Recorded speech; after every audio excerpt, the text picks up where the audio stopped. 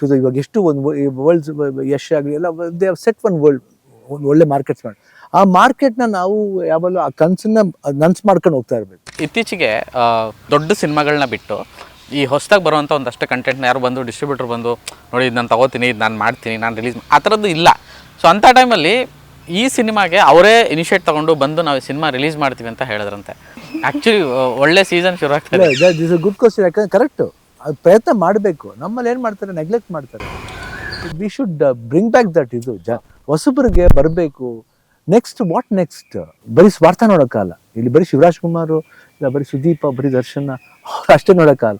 You should see ನಮ್ಮ ಭಾಷೆ, ನಮ್ಮ ಕಲ್ಚರು ಅದು ಮುಂದೂಡಿಕೆ ಆಗಬೇಕು. It should go up to the ಇವಾಗ ಎಷ್ಟು ಒಂದು ವರ್ಲ್ಡ್ಸ್ ಯಶ್ ಆಗಲಿ ಎಲ್ಲ they have set one world ಒಂದು ಒಳ್ಳೆ ಮಾರ್ಕೆಟ್ಸ್ ಮಾಡಿ ಆ ಮಾರ್ಕೆಟ್ನ ನಾವು ಯಾವಾಗಲೂ ಆ ಕನಸನ್ನ ನನ್ಸು ಮಾಡ್ಕೊಂಡು ಹೋಗ್ತಾ ಇರಬೇಕು. ಸೊ ಹೊಸಬರು ಬರಬೇಕು, ಹೊಸ ಥಾಟ್ಸ್ಗಳು ಬರಬೇಕು. ತಮಿಳು ತೆಲುಗು ನೋಡಿದ್ರೆ ನಮ್ಗೆ ಎಷ್ಟು ಖುಷಿ ಆಗುತ್ತೆ. ಈ ಹೊಸಬ್ರ ಸಿನಿಮಾ ಎಷ್ಟು ಚೆನ್ನಾಗಿ ನೋಡುತ್ತೆ. ಆ ಥರ ನಮ್ಮಲ್ಲಿ ಆ ಬೆಳವಣಿಗೆ ಆಗಬೇಕು ಅನ್ನೋದು ನಮ್ಮ ಆಸೆ.